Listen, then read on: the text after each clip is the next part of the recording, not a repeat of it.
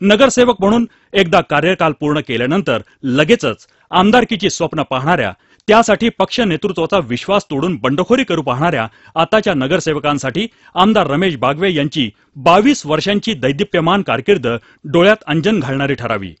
या कारकिर्दीमध्ये बागवे यांनी स्थायी समिती अध्यक्षपद, सभागृह नेते आदी महत्वाची पदे भूषवलेली आहेत। त्यांची पक्षनिष्ठा हा सुद्धा एक आदर्श कार्यकर्त्याचा परिपाठच होय।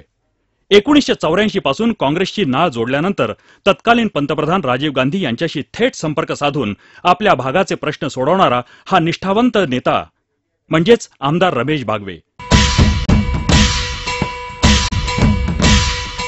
इतक्या प्रदीर्घ सेवेनंतर केवळ नागरिक आणि कार्यकर्त्यांच्या इच्छेखातर त्यांनी 2004 मध्ये आमदारकीची निवडणूक लढवली। जनतेनं ही विश्वासानं त्यांना विधानसभेत पाठवलं। पर्वती मतदारसंघाचा आमदार असताना त्या ठिकाणी जे 30-40 वर्ष रेंगाळलेले प्रश्न होते ते अवघ्या 2-3 वर्षांमध्ये सोडवण्यामध्ये मला यश आलं। सन 2005 3 मार्च एका काळ्या कुट्ट भयान रात्री नियतीच्या क्रूर खेळानं पुणे शहर हादरून गेलं।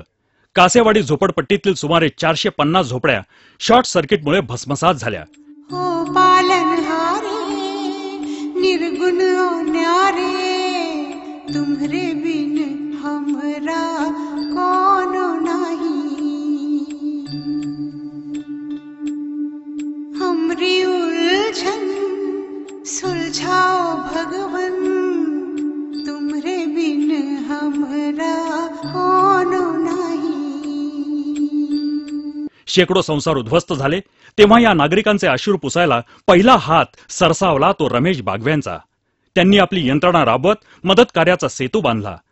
तत्कालीन मुख्यमंत्री विलासराव देशमुख यांना प्रत्यक्ष बाधित जागेवर आणून या भयानक घटनेची विदारक जाणीव करून दिली। त्याचवेळी मुख्यमंत्र्यांकडून जळीतग्रस्तांसाठी पक्की घरे बांधून पुनर्वसन करण्याचं आश्वासनही घेतलं। पाठपुरावा करून 1,40,40,00,000चा ट्रान्झिट कॅम्प उभारला। हा प्रकल्प महाराष्ट्र राज्यातील अन्य झोपडपट्टी पुनर्वसन योजनांसाठी पथदर्शक ठरला। अनेक कामं या पर्वती मतदारसंघामध्ये करताना मला यश आलं।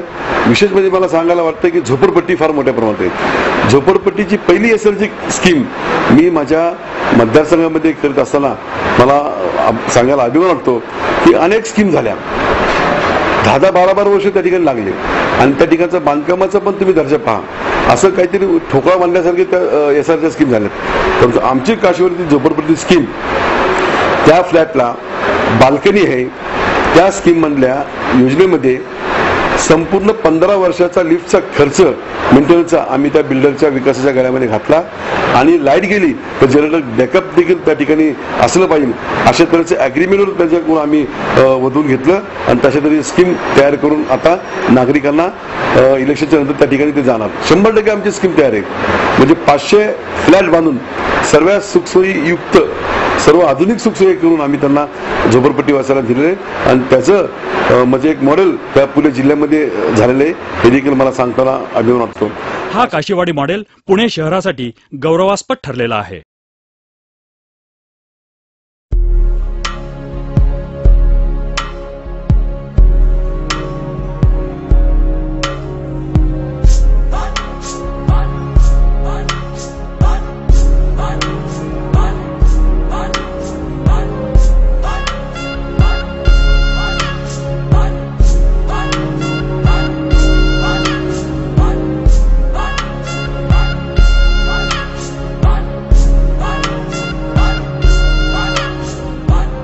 ये जो देश है तेरा स्वदेश है तेरा, तुझे है पुकारा।